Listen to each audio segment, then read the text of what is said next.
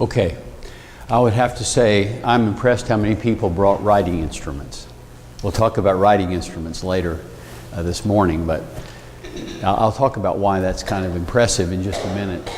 So how many of you were able to find maybe at least 4 different things that are implied, at least, that a teacher needs to have to be qualified to be a servant? How many found at least 4? Okay. Do this for me. Turn your page over where you can't see what you've done. It doesn't really matter. Find a blank space around the margin and so on, and see if you can write 4 things down just from memory without actually looking at your notes, just of what you just found on the front page. You know what I mean? So try not to peek. But you just finished reading those verses. See if you can call to memory some of those qualities that you thought you found in those verses on the other page. This is a pop quiz, okay? Just write down 4 things you can think of. Maybe you can think of 5 or 6, I don't know.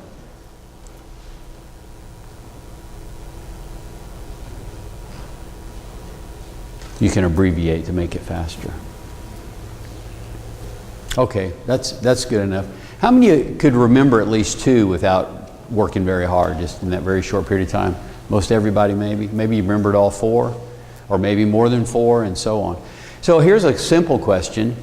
And when you're teaching, there's kind of 2 kinds of questions. One question is so hard and confusing, no one's going to dare try to answer it. And another one is so simple and obvious that you feel dumb answering it, right? So I've tried to hit right in the middle. And so maybe this is toward the easy end, but would you come to the conclusion that in God's plan, teachers have some qualifications that they need to meet based on the text you just read? Yeah, so this is everybody can just kind of nod. Yeah, I think it's pretty obvious. Some of them are very explicit, but some are a little bit implicit, either or because they're referenced negatively, or because there's kind of it's another topic, but it describes that. Okay? And do you think this morning already you have learned maybe 1 or 2 things? If someone said, does the Bible call for teachers to be qualified? You would say, yeah, I think I know some things. Do you think you've maybe at least been reminded of some qualifications of teachers this morning? You agree with that? Okay, that's good. I just want to stop and say, did I teach you that? Have I said anything about what the qualification of teachers were? Wait a minute, how could you have learned it? You can't learn something without a teacher telling you, can you? I haven't actually done anything. I sat up here playing with the microphones the whole time. And how did you learn those things? I didn't do anything. I was wasting time plugging things in and wandering around. How did that happen? You can't learn without a teacher, can you? As a matter of fact, when we're done, I may come back and ask you what the qualifications of teachers are. I suspect you'll remember what you learned just now better than anything else that I've kind of babbled on about between now and then. Is that possible? Why would you remember that better than what I'm about to say? Well, you wrote it down for one thing, but before that, what you found it. You had to think it through. I'll tell you another fascinating thing. I think there's about 21 verses that we just covered in about 5 minutes. Okay, 10. You ever in a Bible study and you start and you work and class period's almost over and you only gotten through a couple of verses, right? Someone says, there's no way to cover the book of Revelation in 13 lessons. Hey, we covered 21 verses in about 10 minutes. That's like 30 seconds per verse. How do we do that? Well, wouldn't that be great? We never get behind in our Bible studies. How do we cover so much text in such a short period of time? Now, this is too hard a question. Is that the category? Yep. I was only looking for one thing out of those texts. Now, we could have looked for 2 things and maybe it would have taken twice as long. And is it possible that I could study the book of Romans in about 2 minutes? But how would I have to do that? I'm just looking for one thing. Now, who should decide what we're looking to learn in a particular set of texts that we're studying? Who should decide that? Maybe we'll leave that question open for just a minute, all right? I actually think there are some qualifications, but I want you to see those because you'll think I taught you those things. I want you to know that you discovered them on your own. I want to look at the Great Commission for a second. Go into all the world and preach the gospel to every creature. He who believes and is baptized shall be saved. He who does not believe will be Yeah, we quote that verse a lot. And what you see in there is a description of the results of what happens when you preach. Preach. And in the other account, Matthew 28, it doesn't say preaching, it says teaching. Do you notice the difference there? He says, "Go therefore make disciples of all the nations, baptizing them in the name of the Father, the Son, and the Holy Spirit, teaching them to observe all things I've commanded you." Is there a difference between preaching and teaching just based on those two texts there? Now let's approach it this way. When you preach to all the world, what's the result? Two possible results. What is it? Believe or they don't believe, right? That's kind of the idea. We talk about that. They don't believe, they obviously not going to be baptized, all of that. We understand that. So really, preaching is a little bit like I'm trying to almost like divide the world into two groups. How will they respond? Is that the way teaching is described in Matthew 28? He says, make disciples. Who are you teaching actually in the Matthew account? Are you, disciples. What's a disciple? It's a learner, a follower, somebody who wants to learn, right? Who bring pencils to the worship and study so they can take notes and mark their Bibles up, as an example. You see that? And they prepare their lessons, and so they're eager learners. In fact, if someone says, take out a thing and mark up the text, and they're a disciple, a learner, what will they do? You see what I'm getting at here? This implies a participation and eagerness. That's what a disciple is. And so in Matthew's account, Jesus is saying, look, once you've made disciples of them, now teaching is what you do. And what are you teaching them? To memorize the text? Is that it? Are you teaching them all the technicalities of the dispensations and memorizing the names of the judges and all the kings of Judah and Israel? And what are we learning? To observe. I'm teaching them to observe, which is another implication too, is that disciples are not just bringing their notebook paper. What else is happening? They're making a change in their life. There's different things they go and do as a result of that study. I'm trying to pull the realm of teaching kind of into a little bit different space than we sometimes think about when we just come and hear sermons. And sometimes our Bible classes are a lot like sermons too. That's okay. But if there's a disciple, there's a great responsibility as a follower, a learner. I want to be more like this. And it's not just a matter of coming and being interested and entertained. No, I'm here to learn to observe all things. You can think of the passage in James 1. Be doers of the word and not hearers. All right, so you kind of get the idea there. Do you think teaching is an office in the church? Kind of like, maybe like an elder or something like that? Elder or deacon? Is there such... Would a teacher be like, an appointed office with some measure of authority like an elder would have? I don't mean that they are an elder, but I just mean, is there some analogy at all?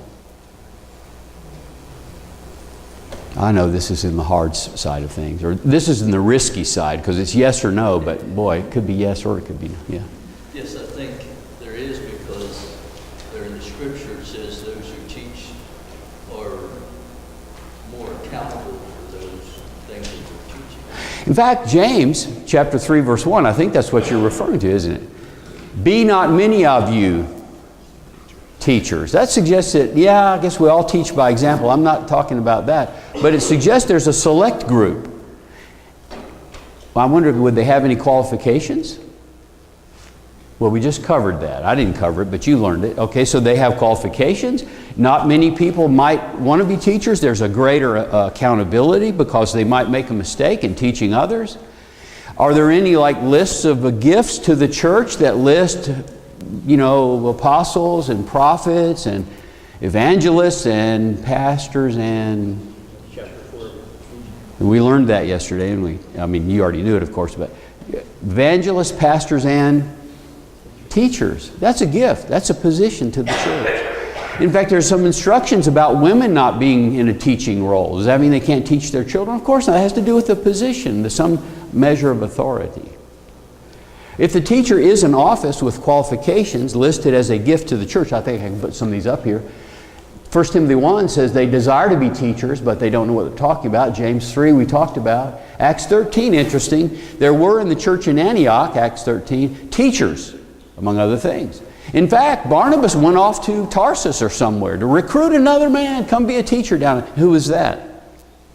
That was Saul. And later they went off and started that journey. Ephesians 4, we just mentioned. These are one of the gifts to the church. So I think it is a positional authority, but how would that authority be exercised? What do I do as a teacher? What's my authority? Sorry, what did you say?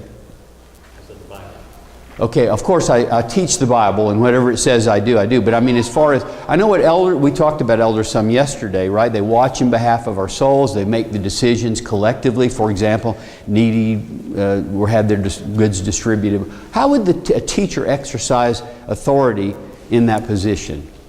His qualifications. Okay. All right, that qualifies him to do it. Those who were here yesterday, we were kind of saying that if you read all the qualifications of elders, there's not much information on what they're supposed to do in there. It just says what they're supposed to be, right? But yeah. To some extent, they're deciding, like we talked about earlier, what we're going to focus on in the text, like the one thing or two things. Yeah. Right. Is that possible? That the teacher might exercise that authority of that position in saying, you know, I think of this group are, for this text we're going to cover today, or maybe I might even pick the text that I want to talk about and say, you know what, I would like to teach you to observe all the things that are commanded in this particular area. So we'll have a class on how to be an elder, or how to be a deacon, or a leader, or maybe just what the evidences for Jesus' resurrection are, because we need to understand that. So do you think the teacher, is it fair for the teacher to exercise their authority to decide what we're going to talk about? And maybe even to say, that's a great comment, but that's not where I want to go. Would that be fair? Would it maybe be beneficial to say, yeah, I'm trying to change, I'm trying to aim at this particular belief or behavior, and I want to help us all get there. And I've prepared for that, and I believe I'm qualified in studying the text and knowing what I'm talking about, and I'm trying to get this group to that point and change our lives. So I'm going to contrast that a little bit. Some Bible classes I've been in are more like maybe the teacher's just a facilitator of a lot of discussion that doesn't really have a focus or a time limit or a priority, or even necessarily is aimed at changing our lives. And I'm going to tell you that I believe teaching is a position of authority. It has qualifications, and that authority is exercised for the benefit of the learners to help them change their lives. And I'll cite for you the Bible teachers. When Jesus taught, or when the apostles taught, whatever sermons we have recorded or whatever, were they like just going to verse by verse and, what do you think that verse means? What does that call to mind? Oh, and there's a comment in the back. That leads to another, but then I'm looking up the word, and then that reminds me of this other verse. And one time when I was a kid, and you know, right? Is that the way these recorded lessons were conducted in the New Testament, and Jesus teaching and all of that? It's interesting to me how many times somebody asked Jesus a question, he didn't really even answer that question, right? Master, bid my brother divide the inheritance, you know. Did Jesus address that issue? Well, kind of in a oblique way he did. But there was a bigger lesson that Jesus had in mind to be taught. And really, if you look at the apostles' teaching, they do draw from the Testament Scripture, but it's all aimed at one point. And those sermons are just, they're getting to this point that this Jesus, whom you crucified, God has made both Lord and Christ. Now, he's drawn all this text together in that one conclusion in which they were cut to the heart. Am I selling you on this idea? I'm overselling the idea, perhaps? Okay. So I'm going to suggest that when we're teaching, that as a teacher, we probably should have some goals. Now, please adopt these definitions just for the next 30 minutes, okay? Then you can forget them, but tolerate me. You may have some idea what a goal should be and an objective, but I want you to think about these definitions. I'm going to define a goal, in fact, I think I have a chart that defines it later, as what I want you to think or do differently in your life as a result of this class, okay? And an objective I want to define is something that you can do at the end of the class that I could measure if I needed to. Do you see the difference in that? My goal might be to have you more firmly convinced that Jesus rose from the dead. Now, how would I measure that? Actually, I have a brain cap out in the car, and I put it right on your head, and yes, he believes it more than he did before. There's no way to do that. But I can say, can you list the 3 Old Testament texts that prophesy of a resurrection from the dead? And I tell you what they are in the class, and we have a quiz, and we write them down, and we do a lot of other things. And at the end of the class, I say, okay, let's take a test. Can you list those 3 texts or not? You see, I will call that an objective. Does that make sense? The difference between goals and objectives? Goals are behavior changes or belief changes. I would include those. Objectives are a change in skill that I can measure right now, right here. You see that? So here are the goals for my class period this morning. Believe and act on the conviction that teaching is an authority role. How am I doing with that? I'll get my brain capped. Do you think it's an authority role? He's up 10% over when he came in, right? But I don't know. I'll leave, and I don't know if your life has changed or not. Maybe over some long period of time I can tell, hey, that just changed the teaching program. The teachers really grabbed that responsibility, and they wrote down before every class period, this is what I want people to do differently as a result of this class. And the class was focused on that, right? And the specific measurable objectives were all aimed at accomplishing that goal. Like the verses we looked at, and the way we studied them, and the things we marked up, and the quizzes that we took, and that kind of. Okay? Second goal is I would like to change your life in this way. I want you to prepare for and teach the Bible in order to make changes in the students. I want you to do that. Now, I can't stay around and see if that happens, but I do want to change your life in that way. And everything I do is going to be aimed at that, okay? Now there's some objectives, and we've already accomplished a few of these. And now, is it fair for me to share those objectives with you, or should I keep them secret? No, in fact, especially for adult learners, I think probably kids too. Don't you like it that you've learned something? And you even like it better when you can demonstrate you learned it, right? Hey, turn in the quiz. I got them all. So there's a sense of satisfaction and accomplishment where you know you've learned them. You know you didn't know this when you came in, and now you know you did and there's an excitement in that, and I can see that I'm making progress. Let's see how we're doing. Can you list at least 4 qualifications for Bible teachers? Now, did that change your life to list those 4 things? Probably not. I doubt if I moved the needle a lot, but it's a start, right? It's a start. Can you list some Bible texts that indicate that teaching is an office with authority and responsibility? Can you list, tell me, can you list 1? Chapter's good enough. We did this yesterday. James 3, good. What's another one? Okay, that's women teaching, but yes. But one of the ones we looked at, can you remember? See, I didn't do very good on that objective. Thank you. Ephesians 4, evangelists, pastors, and teachers. That's good. Okay, that's interesting. Yeah, we didn't talk yet. Okay. Any of the others you remember we talked about? 1 Timothy 2 talked about, women being teachers. Yeah. And how about Acts 13? There were teachers in the church in Antioch. See, I'm filling them in for you. But you see, I'm measuring, and I can see I didn't do too well on that one. We might need to review if that's really important to know where those references are. You see what I'm doing here? These are measurable. That's a good thing. But it's not so good if I don't measure it necessarily. I don't know how to change my teaching. Maybe next time, or maybe next week we'll review. We'll have a quiz and make sure we got that one down. Can you list the steps in the flow of learning yet? No, we hadn't got to that. So that's the next thing. So there's another exercise you'll see on the back page, and it has a multiple choice kind of looking thing.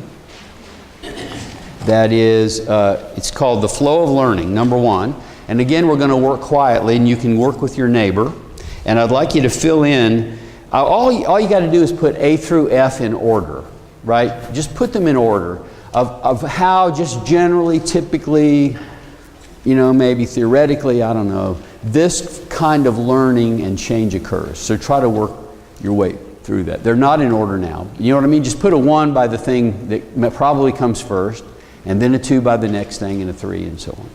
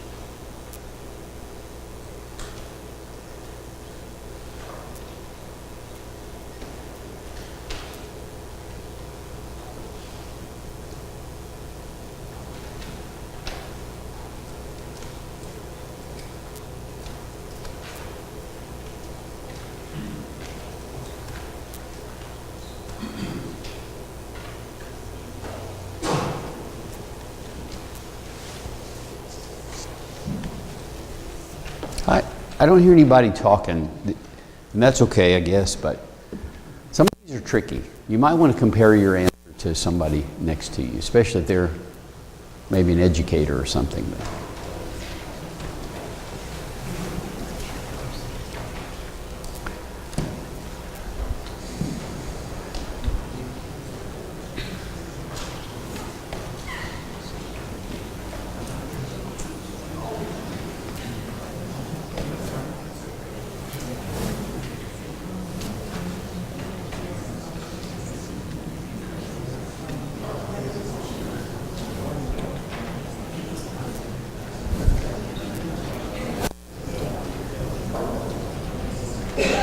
Yes.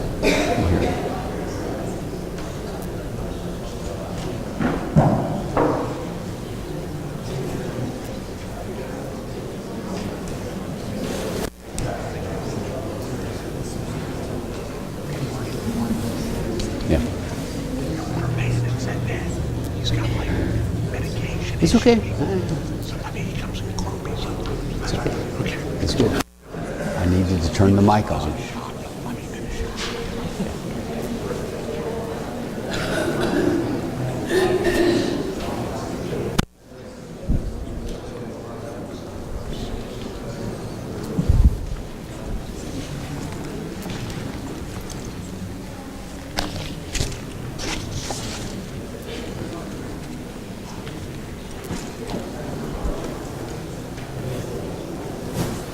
Okay.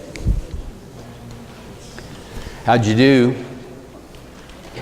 So it's interesting, you know, when you can get people to talk a little bit, and I know this is a little awkward in an auditorium class. I don't know, maybe you do this all the time, but, you know, breaking into groups, the pews are not always set up for that to be done very easily, but, you know, once you learn to do it, it's not that hard. You know, you can turn around or maybe sit in little clusters, and that's good. And it's interesting, as a teacher, I hear this little hubbub rising up, and then after a while, it started going back down. I wonder why it was going back down. Maybe people were getting done with their task. A little technique is you can listen in on a few of them, and you can say, well, man, they are way off. I must have given bad instructions. And so you fix that, right? Or I can kind of look at your paper and say, yeah, they're about done. Or they're off talking about the football game, and I'm thinking, okay, it's time to get started on the class. Okay, so, but those are just maybe some techniques. So what did you have in the flow of learning? What's the first thing that, you know, I don't claim this is inspired or anything like that, but I think it's helpful to think of things in this way. What's the first thing? What's the first thing? Don't pay no attention to me wandering around up here.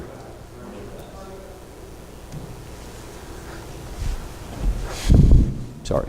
Yeah. I'll tell you, you can learn facts really as a small child. May not even understand what they mean. My dad always gave that example about, you know, the kids would all sing the song, Jesus loved me, this I know for the while. And they'd say, who loves you? And they all would say, Jesus. How do you know? They don't know that. Why don't they know that? They know the song. They've learned the facts. They've learned to repeat things. They don't. The meaning of it's just not right there. Now, one day, there might be one day. I don't know how old they'll be, but they'll be singing that song and they'll say, "This I know," which is kind of like Yoda talk. You know, it's like backward wording. You know, this I know for.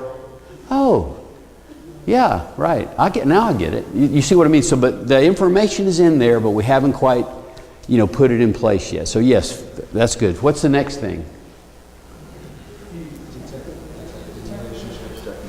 Yeah, so now this I know because the Bible tells me. So I can put those two things together. Yes, this is how I know this.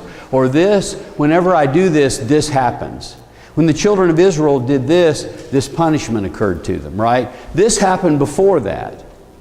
You see that? This is the right way to do it. This is the wrong way to do it. This is the way the world thinks. You see what I'm saying? You're synthesizing, and you can say, hey, that word was repeated 4 times in this text. That's important. Why is that? What's the point of that? So you begin to kind of reason more abstractly about the meaning. What did you put next? Okay.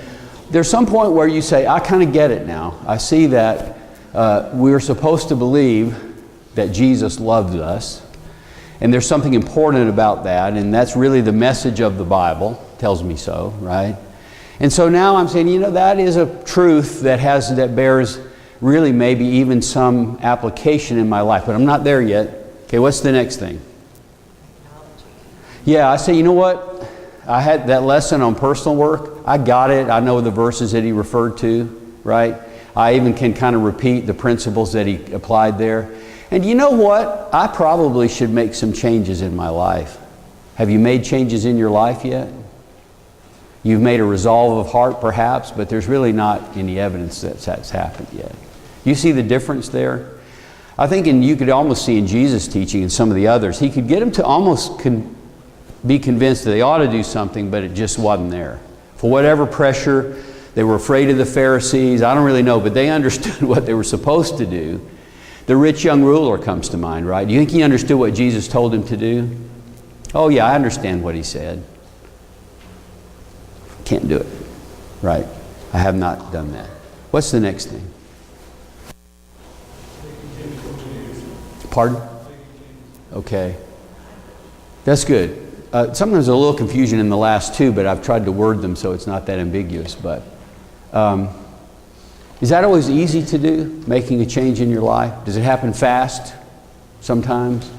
Sometimes it does. Sometimes you almost killed in a car wreck or something changes your life. But really those kinds of changes, sometimes they have to well up within us, and we finally say, you know what, I've got to change. Now, maybe that you're just convinced of something more completely, right? And so it happens fairly quickly, and your belief system changes. But it's a big change in your life, and it's a big adjustment in the way you think, especially related to eternal truth, is what I'm telling you. There's another word for that, by the way. What might it be? When you decide, I have to make a change in my life. Yeah, I think repentance would be a part of this, although it may just be this is a better way to serve. It may be too strong of a word, but if we're really convicted and we're trying to be pleasing to God, we might say, you know what, I have not really prioritized the right things in my life. I look good to everybody else. Nobody's going to come to me and complain, but I'm repenting and I'm going to make some changes in my life. Now, it's going to be so easy once you've just said those words, right? Just to go do it. No, it isn't. Generally, making changes, especially if they're life habit related, those are hard. They're difficult. They take a great deal of conviction. But if you do it, and you do it again, and you do it again, and you do it again, and you get out, what happens after a while? The last thing. The last one's easy because there's only one left, right? And that is, I just do it. It's a habit. And you know what? If somebody says, why do you do that? I don't even remember exactly why I made that. Yeah, it was a few years ago we decided, we had a class or something. And we just start, you see what I'm talking about? These habits are easy to follow. And they are convictions for sure. They're just a part of my being now. They're not something that I have to repent every day and go do that thing. Does that make sense? Boy, wouldn't we like to be there. Now, we talked about objectives and goals. Did I put that in here somewhere? Oh, I didn't mean to say that. Do you see that the course goals are down here? I can't measure those things, but I'm hoping to get you to make a change, make a decision to change. Where would the objectives be in this flow of learning? These things that are just maybe factual or mechanical, but you can accomplish them in a 45-minute window. Yeah, it's maybe for sure at the top, maybe the second, maybe the third you can get, because I might say, list some possible applications in your life. I can almost get to that fourth level, right? But somewhere in the first four. So up there at the top is kind of the idea. I think teachers need to think in both of those terms, right? Because the first one is how I actually know what I want to teach in some ways. And the second is what I'm going to do with my class period time, and how I'm going to prepare my material, and how I'm going to try to get you involved, to write on a piece of paper, or talk to each other, or answer questions when I ask you. Those will organize what I'm going to do in the class period. Does this make sense? All right. All right. Here's what I would say about the objectives. Remember, objectives are kind of at the top up here. Here's a way to measure them. I just said all this. Goals lead to objectives, and then that determines my activities, and then I actually write down a class plan, including what I'm going to leave out because I'm going to run out of time. I've planned that already. We're not going to accomplish the last objective. But it supports the goals, obviously. It describes student behavior. I usually write, the student shall be able to. That helps me remember. By the way, is it looking at the teacher or is it looking at the student behavior? It's the student behavior, isn't it? So a lot of times we'll write an objectives will be cover chapter 3, right? Or present the 7 something or others. Who is that looking at? That's the teacher. What I want to say in the objectives is what will you be able to do at the end, not me. What was the student going to be able to do at the end of 45 minutes? So it will be at the end of the class period, the student will be able to, and I can give you a quiz or I can give you an oral kind of questions or something, and I can determine if you accomplished that or not. And I'll just stop and say this. You know, we talk about, oh, listen, this guy, he's an unbelievable teacher. What are we normally thinking when we're saying that? Are we talking about his skill and how entertaining and all that, new ideas, a lot of crazy stuff that kept me awake and all that? That's what we mean. What ought we to be thinking when I say that man is a good teacher? What ought we to be thinking? According to the Great Commission, I changed my life. I listened to that, and he mumbled around, and I don't even know where he was going half the time, but he pointed me to this verse. In fact, he didn't even cover some of the material. He made me get it out of the text and circle it, but I changed my life because of it. You see that? So the measure of a good teacher is not what he says or how entertaining and how great his material is and all that. It's did you change your life as a result of that? Isn't that what Jesus is saying? Teaching them to observe. Do not be hearers of the word only, but doers, right? And you can be deceived, according to James, thinking that, oh, well, I was in a great class, therefore, and I even listened, stayed awake the whole time. I heard everything he said. I was right with him. I didn't make any changes. So let's measure teachers by the changes in the lives of their students. Our lives, it's us. Okay.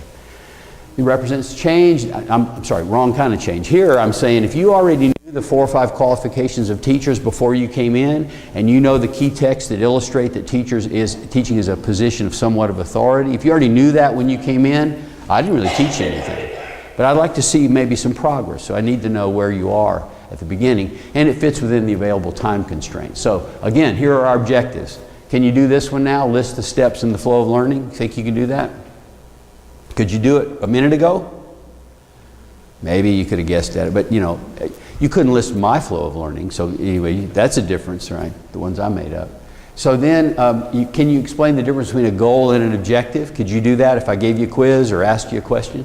Let's try. Somebody volunteer to tell me the difference between a goal and an objective. Marty's definition. Somebody, yeah, Steve. A goal is more the change that you want to see in the student, change behavior Right. in their life, and that class period objective is a fact or a connection that you want the student to be able to list or repeat at Right. the end of the class period. Right, a measurable behavior, and it's aimed at the period, not the life. Good, thank you.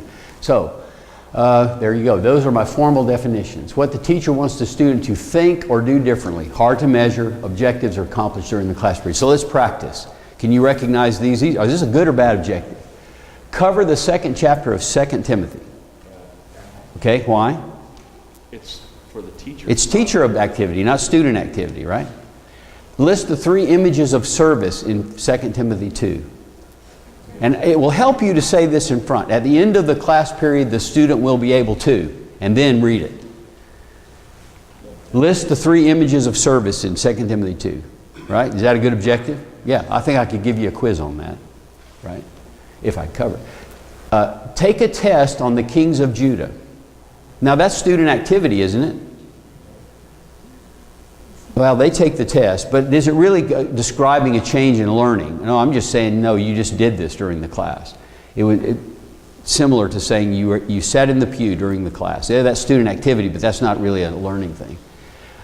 The student shall be able to list the kings of Judah and Israel and their years of reign. Yeah, the only problem I have with that is what? What do you think? There's a little bit of a difficulty there. Remember I said it had to be accomplished during the class period?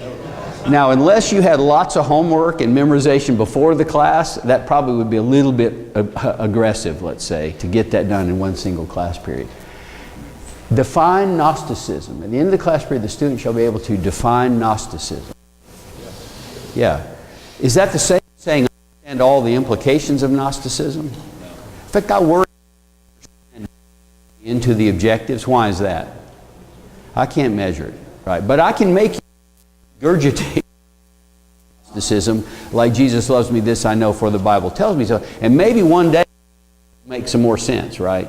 Or later in the course when we start putting things together, they'll have more meaning. But I can get that definition in your head. Understand grace. I already warned you about that one, right? Trace Paul's journey on a map. Yeah, that's a behavior. List 2 personal applications of the admonitions in 2 Timothy 2. List 2 personal applications.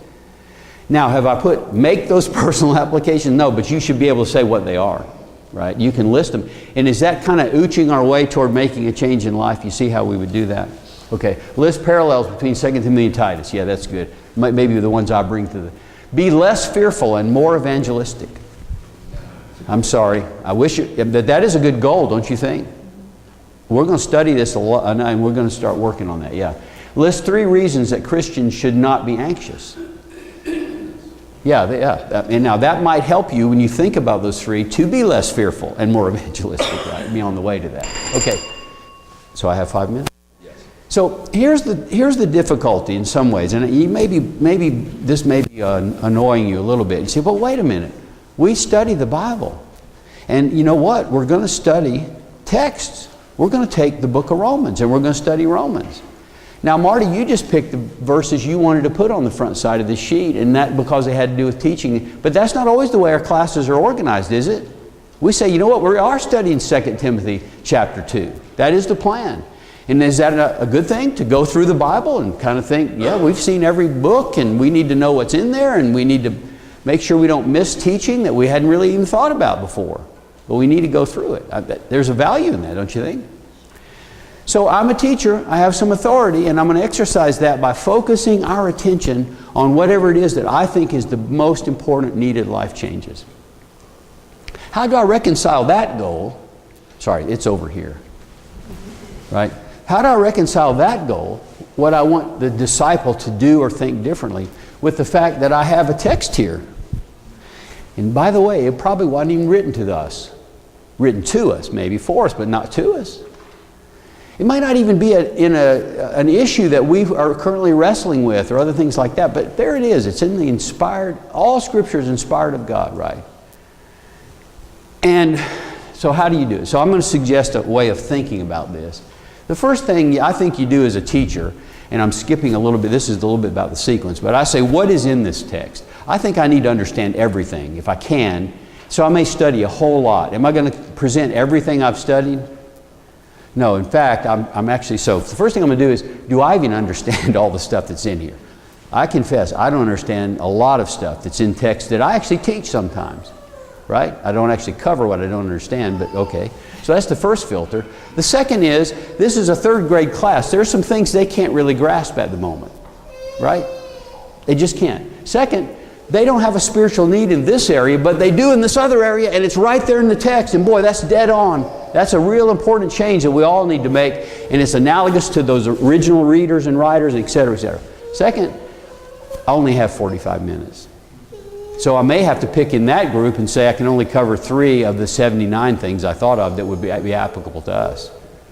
And maybe leave the rest for an exercise or give some material, whatever. That's all I can really do. So what you have then, over time, is there's a lot of stuff in the text, but it gets filtered out, and the class period then becomes a small subset of that that's aimed at what? Changing important things. You see how the teacher's authority is now exercised to choose what part of the text I understand, the students would understand that they need to change in their life, that I can fit in the class period and so on. You see that? Now, who is deciding all that? I think the teacher is.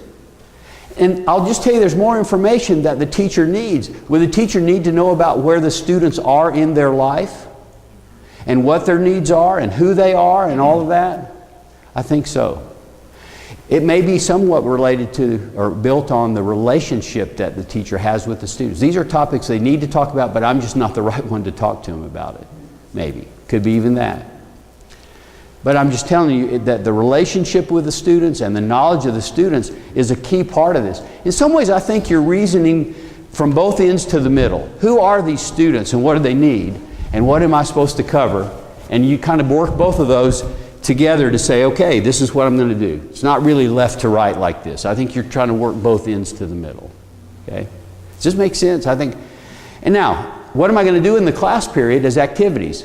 I'm going to hand out something. Will they prepare in advance? Will I ask them to memorize something? Will I ask them to mark on a piece of paper? Will I give a quiz? Will I ask them to talk together in groups, right? Will I do something like that? I choose my activities then, thinking about these objectives that I have. Okay, so these are possible activities. I still, see, I'm going to get there. Did we accomplish these objectives? Can you give qualifications of Bible teachers? Remember, I didn't teach you that, but you'll probably remember that more than anything else I said. List indicate teaching is an office with authority. Can you do that? 3 or 4. List the flow of learning. Can you do that? Explain the difference between a goal and an objective. Marty's definition. Recognize a measurable, achievable class period objective. Yes. List a sequence of preparation steps. No, we didn't get there. But it's okay. That's what I was doing to manage my time. All right. Have I changed your life? I don't know. But that was the goal. I hope now as teachers we think that way. But I can't measure that. Thanks.